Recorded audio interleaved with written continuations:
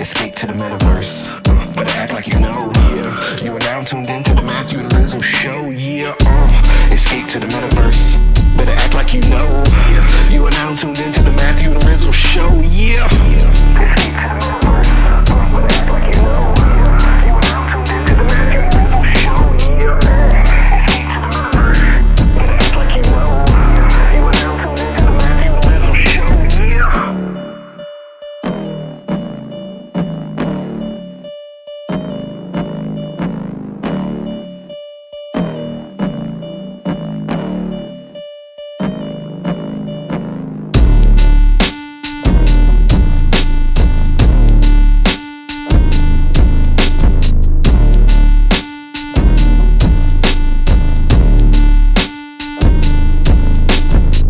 Hey everyone, before we begin this week's episode, we just have a quick message from this month's sponsor, Curio. Based on the fantasy novel by British author Neil Gaiman, American Gods is unlike anything else on television. Epic in scope, ambitiously cinematic in style, exhilarating and provocative, it has redefined fantasy drama. Coming off a sellout of the original American Gods NFT collection, Curio is dropping Motel America, the second series of NFTs that celebrates our favorite and never released American Gods. Collect the Motel America NFT collection now from American Gods by visiting oncurio.com. That's ONCURIO.com. Thank you and enjoy this week's show. Okay, we're live. This is Matthew. Super stoked to be recording another episode with my dude Rizzle, and we are really happy to be speaking with Antara today. So Antara, welcome to the Matthew and Rizzle show. Awesome to be with you guys. Cool. So to begin, I think if you were to introduce yourself, tell us a little bit about your background, where you're coming from, that'd be a great way to get started. And then we can start talking about camels and all that fun stuff after that. Sure. So I come from an equities background. I was in the city and, in sort of investment management space. And I think with many people who work in sort of investment banking in the city, once they get that sort of commercial prowess under their belt, they kind of want to do something a little bit more colorful, a little bit more meaningful. And also you got to move with the times, So movies was always my passion. And we're in the space of NFTs now, and there's the emergence of blockchain technology and all of that. And it's, I suppose, a combination of three: the commercial prowess, my passion of movies, and the reality of tomorrow, which is, blockchain and this new crypto era that we're in. Cool. Then, Rizzle's been telling me all about the project that you have been cooking up. I know it involves camels, NFTs in some capacity. Just wait, man. Me and him have been talking about this for a couple months now, and he approached me with the scope of this project, and just sort of kicking around ideas of like how to incorporate NFTs into it, and met with him a few times along with a few of his team members, and was just totally blown away by the scope of what they're trying to accomplish, how they're trying to incorporate NFTs into it, the long-term strategic vision, and, was trying to, advise caution in the sense that, Matt, you know how it goes, man. Like, there's so many NFT projects that, are brilliant in concept and, the ideas behind it, but just don't translate well when they hit the market. So I'm like, oh man, I hope this isn't one of those, because I was really, all on board with where they're trying to head with this thing.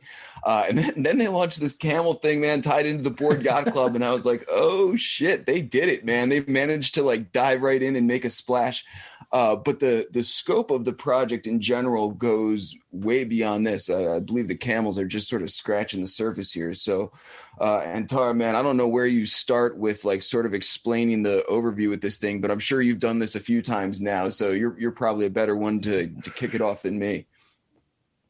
So, how it started was initially we wanted to do an international crypto race. So one of your colleagues actually who introduced me to you, and we were speaking with her about the whole strategy of an international crypto race, because we thought you know what, the movie business is so fun, it's so cool, it's so exotic. It's some people just want to be involved because it's cool. And we thought, what about if we had a way to, have like 100,000 people on our platform where they can, instead of big investors putting in like 60 million, $100 million, let's work with, on another scale where we have people from all over the world who want to support what we're doing, the type of projects we're doing. And instead just, $400 from everyone and that sort of thing. And it allows them to be sort of mini producers, let's say, and just be with us along the ride. So we kind of followed down that sort of rabbit hole. We ended up speaking to like one of the biggest crypto lawyers out there. He manages things for like some of the biggest crypto people out there, all like multi-billionaires in this crypto space. And we had a long, thrash at developing a strategy where we could, do things via crypto. And it turns out that there's way too much like regulatory issues with onboarding clients from all different countries, because every jurisdiction has regulation. So it would have gotten a little bit very complicated if we had to do that. Like you're talking 20 different sets of lawyers.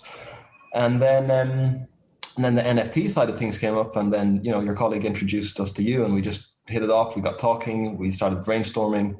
And I mean, this is not necessarily a way to just it's not really a way to fund movies. I want to make that like really clear. Like we're not relying on crypto or NFTs to fund the movies. Like we will do the movies and on our projects with or without the NFT or crypto community, if you know what I mean. But we just thought, what an awesome way to get people involved, to build like fan bases. For example, one of the people who might be like starring in our movies, you might have a big fan base and they could all jump on our Discord, and there's kind of no limit to where it can all go with all the different types of people that will jump on our Discord for different reasons, So yeah, it just kicked off like wildfire, trending number one NFT at the moment, which is like, high five. And we're just taking it all in really. And then just to make sure that the folks know exactly what we're talking about, I guess with this initial experiment, like tell us the name of it, and then if you can kind of like walk us through maybe a new user experience. I think they'll probably be a good way to level set for our audience. When you say the name of it, you mean the first movie that we're working on, is it? Yeah, or like it sounds like there's camels and NFTs and things that people can buy, like whatever they can search for. Super helpful. Gotcha. So, I mean, look, this is a community. First and foremost, it's a community. It's a membership. It's people who love the art. They're just happy to be together on the Discord, show off their different camels. And, I saw some people in the Discord, they don't even know there's like transmedia stuff involved in what we're doing. Because to be honest, you've got the NFT, you've got the digital asset, which is like, it's in its own right, existing in of itself, let's say. All the stuff we're doing on the side is just fun. It's extra perks that people can be involved in. And we're not relying on, they're not sort of relying on each other. So I kind of wanted to make that really clear, But why camels? Because Antara as a character was like ancient, like this is pre-Islamic. This is like, I think like 60 years before Islam or something like that. He was like a black slave who lived down in Arabia. And he was like, he was the Alexander the Great of the Middle East, but he was also like the Shakespeare of the Middle East. One of the things I like most about him is he was a knight, on the battlefield, but he was also this, like, he was very gifted with words, and he was a poet. Up until this day, if you study Arabic in Oxford or Cambridge or Yale or whatever, you study the literary works of Antara. It's quite interesting to have somebody who's not a fake character, like, Hercules or Ulysses or any of these guys. They're fictional characters, but Antara is actually a real, like, he's got a grave, like the guy existed, So we wanted to do NFTs which were going to be themed around like either camels or horses or things of the desert. And we were talking to Buzzman, he just said camels, and we said, what? Awesome. And then we got in touch with a really good artist who's worked on some Marvel stuff and things like that. And he came up with an awesome concept. We high-fived each other and we said, that's the one, rock and roll. So I guess people really dig the art. Like, people really like it. They enjoy it. There's so many different personalities, and you've got something in there that appeals to everybody, I mean, I heard a lot of people talking about rarity and things like that. And, rarity does mean different things to different people. And there's some people out there who want to buy an NFT just because it's the most rare, and they want to like do a pump and dump and just flip it the next day. And those people exist, but there's some people out there who just like one of the pieces of art because it appeals to them, because they like the mohawk or they like the bubblegum, or we had one of our guys in the Discord who really wanted a pink one, So she got a pink one. She was delighted with it. So yeah, it's inspired by the whole Arabian theme, I suppose. Dude, I mean, It's hard not to like the artwork. Who did you get for an artist? Do you know off the top of your head? I mean, it is amazing. Undead Wizard, he's in our Discord. Oh, it's so good, man. I mean, there's a lot of projects out there, but some of them have really incredible artwork, and I feel like this is one of them that, independent of anything that it's associated with, they're just like really cool camels. But so, dude, we had like, a lot of conversations, I know there's like some big picture, vision with this movie that you guys are making. There was like talk about, rolling a video game into it and like potentially incorporating some of these NFTs. I don't want to like leak alpha and we can like always go back and like, chop this up if I am, but, you had pitched some concepts where, people will be able to, buy an NFT in exchange for potentially some movie extra roles, like in the film once it's being produced and everything. So, can you talk a little bit about that and like some of the interesting use cases that, even if this is just sort of like the flagship release, just camels for the sake of camels, I know there's like a few other things that you are planning on doing with NFTs in general throughout the course of production. Yeah. And well, we wanted to make it a little bit more 3D, let's bring it to life a little bit, because there's communities out there, like there's NFTs out there, it's just the art. And that's all good. People like the art and they like to collect and they love the community that they engage with and all of that. So that's cool. We've got that. Beyond that, we just thought, let's add a little layer of fun. Let's add some layers to make our community interact a little bit more and, attract different types of people to the discourse channel. We could have like actors, actresses, we could have cinematographers, directors, producers. We had one of the guys of probably one of the biggest gaming franchises in the world. He reached out to me and he was like, what you guys are doing is just so cutting edge. It's so awesome. Let me know how I can help. Let me know how we can collaborate. What you guys are doing is the future, basically. And there's some people in this NFT space who kind of just look at this as an NFT, and that's fair enough, like I say. But the people who are in the movie business, the people who are in the gaming industry, the people who are in like, in comics and sort of things like that, I think they only get it a little bit more, like they can see what's on the horizon a little bit more than like the everyday guy, because they know how the movie business works and they know how the sort of disruption that blockchain is going to cause in the movie business is like so inevitable. As in, if it wasn't us to be the first to do this, it would have just been some other dude in 6 months.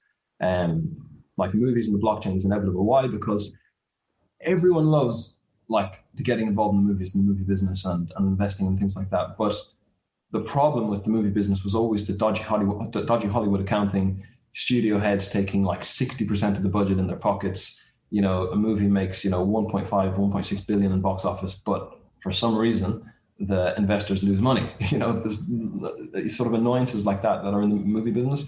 On the blockchain, everything is completely transparent. People who have sort of fractional ownership of the tokenized asset being the movie, they get their money straight away. When the movie's watched or when the movie's streamed, people get their $50 or $100 or $1,000, and they have like lifetime revenue sharing of that asset.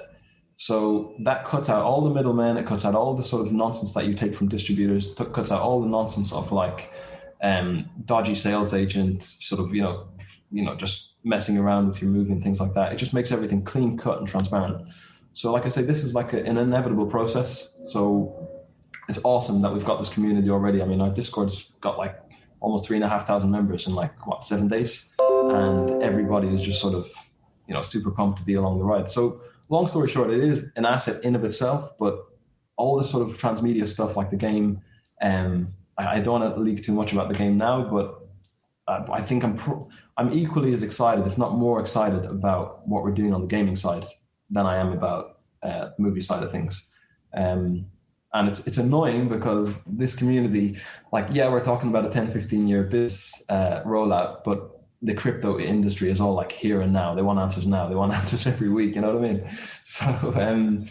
So it's a funny sort of polarized situation to have to manage, because the movie business is all about sort of, being incognito, being discreet. You can't leak too much. But at the same time, we're in an industry where people want now, answers. And we're sort of, we can only release what we can release, if you know what I mean. But yeah, the community, my goodness, super supportive. So many people wanting to like collaborate, make suggestions, awesome ideas. We're taking them all in, we're listening to what everybody says, all the suggestions they're making. Like, we're seeing what's going on in the Discord, even if I don't jump in and contribute because I'm too busy or whatever. We're seeing what's going on. We're making notes of all this stuff that people are suggesting of how we can make it even better. So, so excited. And in terms of activating that community, and correct me if I'm wrong, if my understanding is incorrect, the way that you sort of activated it, which as far as I understand is super brilliant, is that you airdropped some of these camels onto existing like Bored Ape Yacht Club holders, right? Is that correct? And after that initial airdrop, like what actually happened, I guess, within the ensuing like week or so since then? What happened was, and just to be explicitly clear, we're not in a sort of formal partnership with the Apes at all. But Buzz is like a super ape fan. Like he's got a couple of apes, and he just loves the whole community. And he just, he's got a few friends there, and suggested a few ideas, and we just said, well, look after this community. It wasn't it wasn't our sort of plan to do this, but I think the sales of apes went up because we had people coming in on our Discord saying, is it true that I can get a free camel if I've got an ape? And we're like, yeah. It's like, okay, I'm coming back. I'm just going to get an ape. So I think sales of apes have probably gone up a lot in the past 2-3 weeks as well, which I hope they're happy about as well. And I mean, we've even had guys in Discord saying like, who's better, camels or apes and things like that. And I kind of just tried to nip that in the bud straight away, because it's not about anyone trying to show out anybody. It's about community. It's about collaborating. It's about helping each other out. And anytime I see sort of negative comments like that, I try to just, choke it straight away and just get rid of that. We don't want that in our Discord. We don't want that in our community. But they're awesome. I mean, what they've done is awesome. We respect what they've done. We sort of, we've only good things to say about the apes. You know what I mean? So yeah, just to clear it up, because a lot of people were saying, what's the partnership, and what are you guys doing together? And we just like each other, I suppose. It's the best way to put it. Yeah. Camel and ape friendship, informal non-partnership, but friendship type of thing. Have you seen the art? And like on Twitter, there's so many different pieces of art now, like camels with apes on the back, and like one of Buzz's, he put one of his apes on a picture frame, and it's got the camel and it's got the ape in the background on a picture frame. So somebody swapped it. They put the camel in the picture frame and put the ape in the picture. Like there's all sorts of cool derivatives emerging now, and we're on Maddie's & Co. You can check out on maddies.co. All of the merch is there. The cushions, the iPhone cases, all the different camels all over them. So it's quite cool. Dude, I'm really interested in what you were saying earlier about the, I guess the potential to be sort of like a market disruptor in the movie industry, and, beyond the scope of, the specific movie that you're making. This is sort of a paradigm shift that you really believe in and are really interested in. And what you're saying earlier was interesting to me in the sense that, like, the movie industry in general is sort of like hush hush and secretive, while it's like, got things cooking up and in the works and everything, while the crypto space is quite the opposite. And you guys certainly came on the scene and made a gigantic splash, which, is great. But how do you balance that, moving forward? And, what is the next step? Now that you guys did sort of, make a splash on the scene, do you try to, continue to maintain that hype level throughout? Or, is this, going to be a slow rollout with crypto elements? Or, how do you see this, taking shape in the, in the short term over the next few months or so? Sure. So it's not just the movie that we're doing. This is the whole transmedia rollout we're doing. And we've got a partner already announced for not announced, but it's for the comic of Antara. And I mean, that was done in 2018 in Arabic, and we're going to be the first to do it in English. And the reason why that's so cool is because, yeah, he was a poet, very poetic in how he sort of expressed himself, but you can't just put poetry on a movie for like, 2 hours. You'll lose your audience. Whereas when you read a comic, you kind of go to a different dimension, and things, when you read them, it's different than when you sort of listen to them or watch them, if you know what I mean. So to sort of dive into that sort of poetic prowess of who Antara was, we're looking to sort of do that in sort of the comic, which is a really cool concept. And we've got the partner who's agreed to do that, and they're a big outfit in the States. So we'll save that for a cool announcement on some other hump day. But we're going to be doing different projects within the transmedia space. There's smaller movies that we haven't even brought up yet. I'm kind of, now that I'm at this stage, I'm kind of happy we haven't brought them up, because people are just going to be asking about them all the time. And that's kind of not the position we want to be in, because I keep trying to say to people that, look, the digital art is the digital art. We've got a community, we've got a membership, we're all interacting with each other, and that's one thing in of itself, like the other sort of NFTs out there. We don't want to be sort of pressured to doing too many announcements on the movie stuff, because that was only a secondary area of this NFT. Let's say it's a big one, and it's a very significant one, and it's very cool, and it adds huge dimension to an NFT project. But we kind of have to be really honest and open with the community that we just can't reveal certain things about the movie side of things all at once. And like, for example, we've secured 2 really good acts, one actor and one actress for the Antara movie. But do they want to be announced? That's something we have to get the permission for. We can't just say, yeah, this actor or this actress is attached, So things like that we can do as time goes on.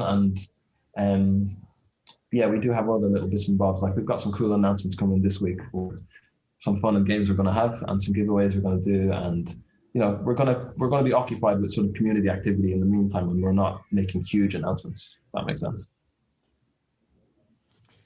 So, as a relative kind of new follower of this project at the Camels, and then just someone who just through this conversation is becoming more aware that there's a game to follow, there's a movie angle to all of this, is this sort of community building exercise a way to create this direct audience for when you start to kind of build out and direct produce these other ancillary experiences, like the games, like the movies?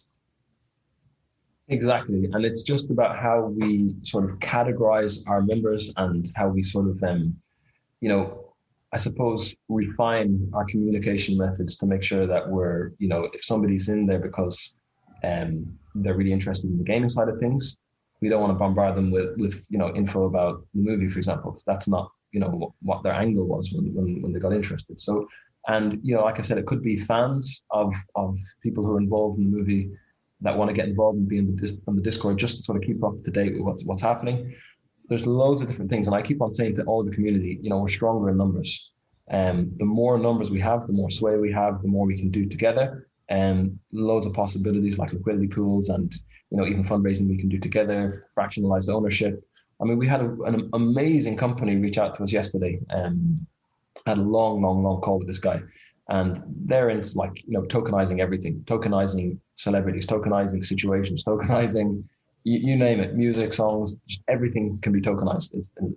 That's their thing.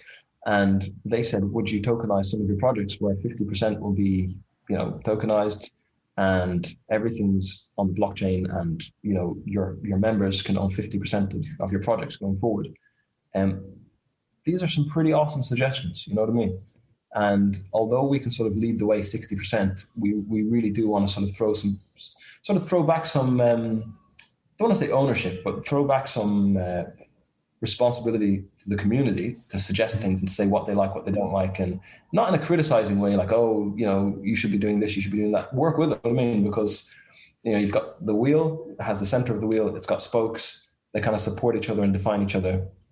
It's about making the wheel go round, So if we can just have more from the community in terms of what they want, that will determine what we do with these big numbers that we generate. But this Discord community is out there with 100, 200, 300, 400,000 people in there, and that's quite something, and you can do quite a lot with that if you're very strategic and intelligent about what everybody does together as a community. So we do want to grow in numbers pretty rapidly. Dude, it's a really fascinating experiment in community engagement, and I like Matt's question about and your answer in terms of this being an exercise in sort of cultivating that audience ahead of time and getting them involved. And I'm gonna throw you a softball, man, and see if you can read my mind, because you had a couple really cool use cases for some of the NFTs that you were planning on rolling out as it gets closer to movie time and everything, and some almost like Gary Vee style, experiential things that would be tied to the purchase of the NFTs.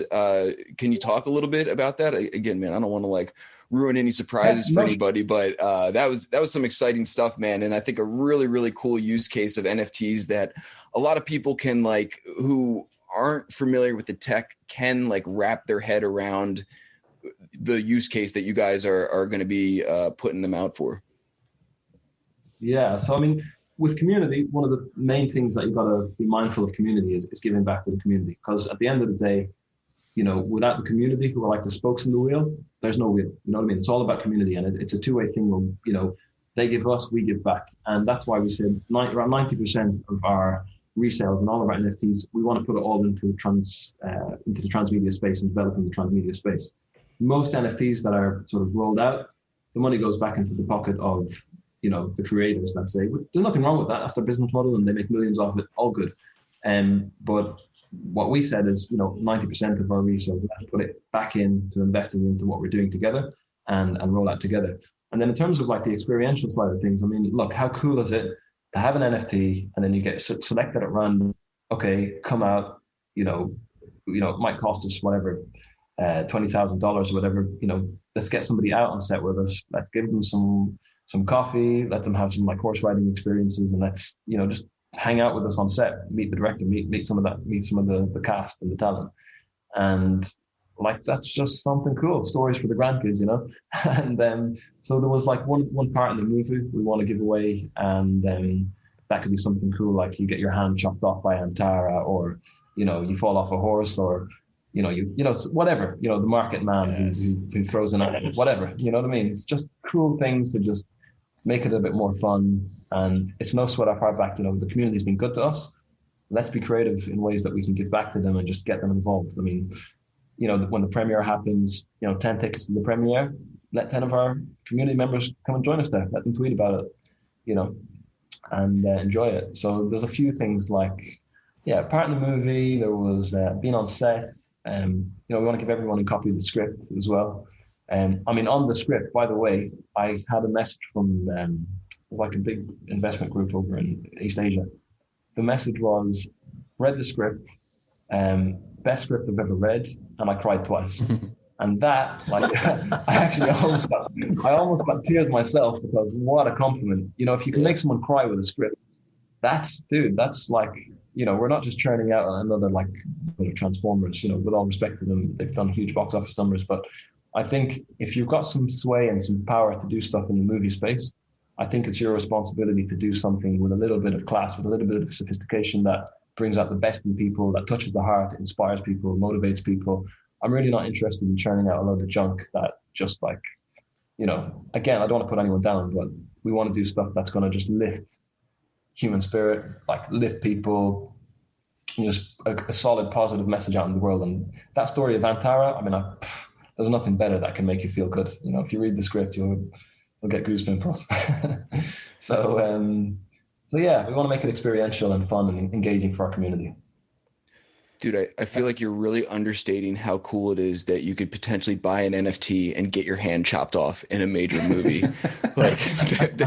And I'm saying that as sort of a joke, but in all seriousness, man, I feel like that is not to be understated, because that level of accessibility to the general public, I feel like is not something that we've really seen before, and has the ability to really set a precedent where people can like get involved and, you know, feel like they're a part of something bigger than the movie itself, you know, the community around it. And, you know, I can only imagine like the hype train leading up to something like that when like, you know, a bunch of these camel owners have then like purchased these NFTs and people already know each other. And then like so-and-so is about to go like fly out to get their hand chopped off and everybody's like all hype. And it's, you know, it's just videos of it on Discord. You know? Like update the community back home, like put videos on it, and somebody can take some videos on their phone or whatever, put it on the Discord just to keep everyone up to date and what's going on. Like it's just all interactive, and it just makes the whole thing more alive, doesn't it? You know? Yes, yeah, absolutely, man. It's really, really interesting, and I think like it's going to set a precedent that a lot of people are going to start emulating, because how could you not want that sort of like community engagement and level of like excitement leading into something like that? Yeah, man, I can just see it. You know, you're also talking video games. We haven't gotten into it too much in this podcast, but that's just like one example of like another, you know, space that this whole concept of like, you know, I don't want to say crowdfunding because I feel like that sort of cheapens the like intricacies of what you're doing here, but really like a experiment in getting community involved in like different levels of engagement and everything. It's really, really fascinating, man. I know I asked you like the short-term roadmap. What's like the long-term roadmap in terms of like, you know, is there a date where you're hoping to finally like wrap up production? I'm not in movie production, man. I have no idea like how this stuff works. How far out are we from being able to see like, you know, Matt go get his hand chopped off? Cool. So we've spent about 15 months on the development. I mean, that's probably the hardest part of getting a movie done, is like the development side of things. I mean, the script, I think you know already, we did that with the help of some professors of Arabic literature and history from like Oxford, Cambridge, SOAS, and like really cool contributions they made. And like, you know, the script has to be done like maybe 10 times. And that's not an easy job. That takes a long time. We've got a budget prepared for it's like 260-page budget. I mean, doing a budget, I don't know how much or how little people know about the movie business, but you know, every line has a cost, and you can do a script and a line producer will go through it and they'll say, yeah, do you realize this paragraph is going to cost you 500,000 to make? And then you have to just say, oh, and then you take out the 6 elephants and you put in 6 dogs instead, and okay, now you're on 20,000. So there's all these exercises you got to go through, and you know, so we've got all our budget done, we've got our script done, we've got our schedule done, we've got director attached. Our sizzle reel is like a $20,000 sort of piece of work that was done by, I probably can't say who it is, but he's like very, I can say what he's worked on, like Jurassic Park. He's worked on Saving Private Ryan. Like he's a top cool guy in Hollywood, and so we've got everything done, really ready to rock. So prep usually takes about 4 to 5 months, and so as soon as we sort of get the green light and we've got all of our ducks in a row, we're like 5 months out from shooting, let's say. And we were aiming for November and December, and you know, if we can get the shoot done by December, and then let's say 5 months and, you know, post-production and marketing and things like that, we'd love to get it out by late summer 2022. And we've got streamers looking at it. We've got 3 different big distributors looking at it, and they all come with different deals and different shapes and sizes. And so there's that. And then on the gaming side of things, we're gonna be like, we've already made starts on the game, and we're going to be releasing snippets of that. A bit more sort of spaced out, let's say, on the movie announcements, but it's more of a longer term one. And yeah, I mean, there's other smaller projects that we've got, but I think rather than, you know, to not complicate things for the audience, I think there's no need to mention the other movies yet, because even talking too much about this movie, I don't want people to think it's just about the movie, because it's not.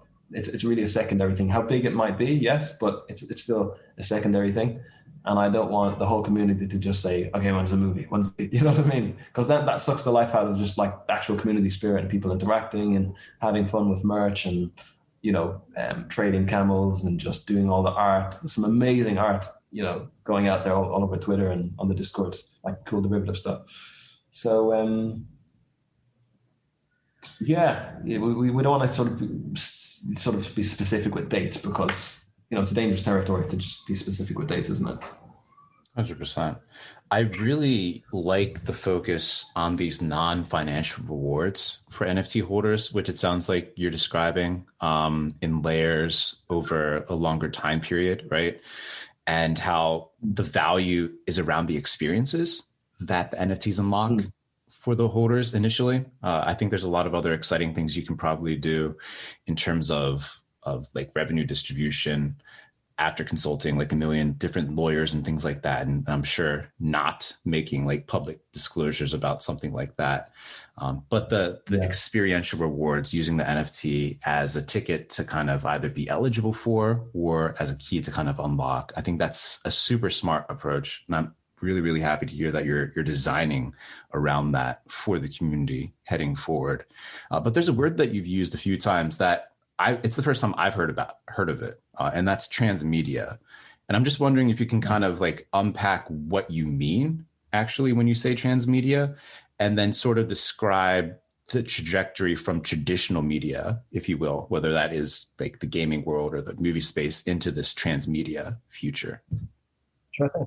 So, I mean, transmedia just allows for a bigger following, a bigger sort of cult following, and a bigger community. I mean, there's movies that just get made, which are just movies. They live, they die, and that's it. Whereas you have some, some IP out there where, you do 1, 2, 3, 4, 5 sequels, and then you've got the game, then you've got the comic, and then if it rolls into a series. And, I mean, I'm coming from like a bit of a commercial standpoint here, where, you can't be too romantic in Hollywood.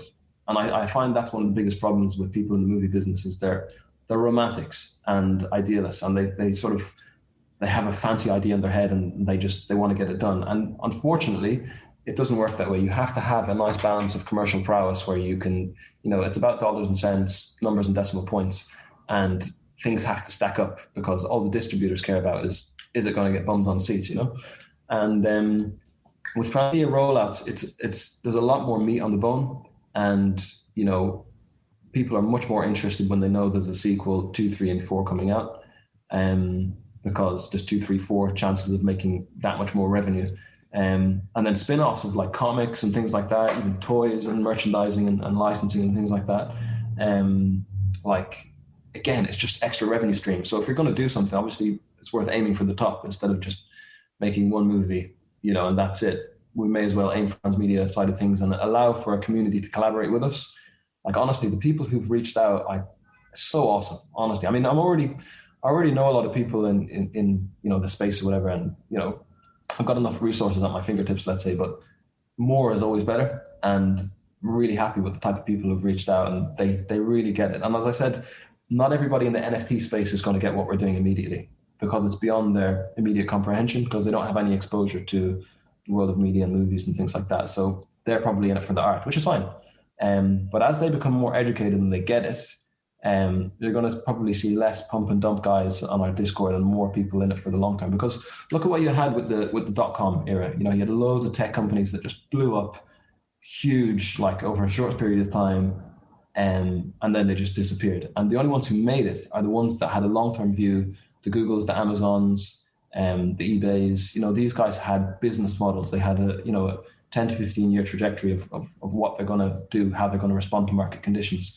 So I think in the NFT space, I mean, people are still getting their head over it, or they're still getting their head around it. And I think when people do latch onto it a little bit more next year, the year after, I think there'll be a big bubble. And I think the only ones that surpass that bubble are people who take a long-term approach, a mature approach, and who have good business models, who have good sort of systems in place, and collaborate with the right people. You can't do everything on your own. That is a fact. And you need good people to work with and collaborate with. Like even on the movie side of things, we want this to be the first major to be released all on the blockchain. And, people are saying, well, are you going to, build your own blockchain? We could, and because of how busy the market is, people are booked up for 3 months, 6 months. You guys know it yourselves.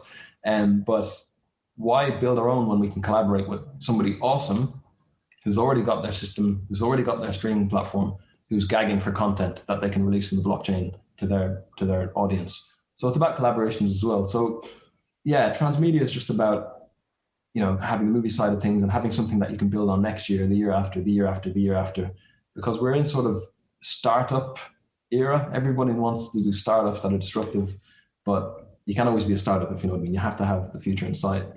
And I'm happy to see on the Discord, there's a lot of people who are they get it and they know that it's a long-term play as well. We've got cool stuff in between. People have already made a lot of money. They flipped the NFTs already.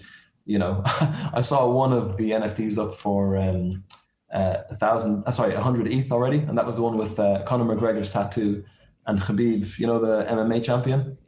They've got his hat. Of course. He put that one up for 100 ETH.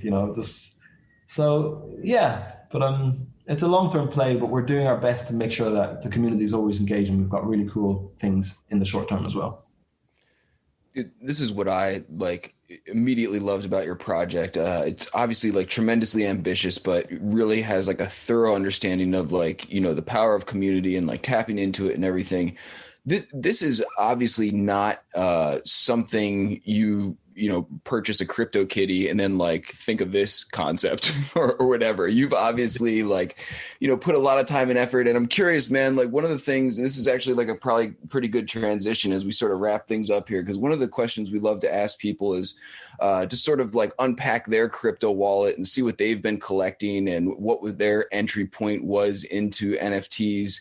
And so what was that for you, man? Because like I said, you don't just buy a nice shiny NFT and think it's cool and then come up with this comprehensive strategy to engage the community. How did you get from the beginning to there? I'm just a big believer in power in numbers. I keep saying that. I'm saying it here on the Discord and everything. Power in numbers, because if we have a community of 100,000 people, then honestly, there's literally no limit to what we can do. In terms of democratization of the movie business and the whole transmedia space, the whole idea behind that is having a community where we can all sort of have liquidity pools and we can build projects together. This is the plan down the line. And we don't have to be subject to the nonsense that goes on in Hollywood. Dealing with some people in Hollywood, anyone who's listening, who's in the business, knows that they're some of them are just a headache and a half. And they probably giggle to themselves and nod when they hear me say this. And but as I said, this is all about the disruption of that old model. And to do that, you need numbers. Working together with a solid attitude, solid culture, solid vision, and grow together and earn together type of thing.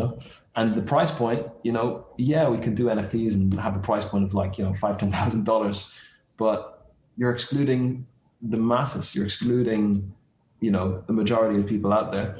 And in terms of exclusivity, I mean, fair enough, we've only done 12,000 or whatever, so there's a finite number.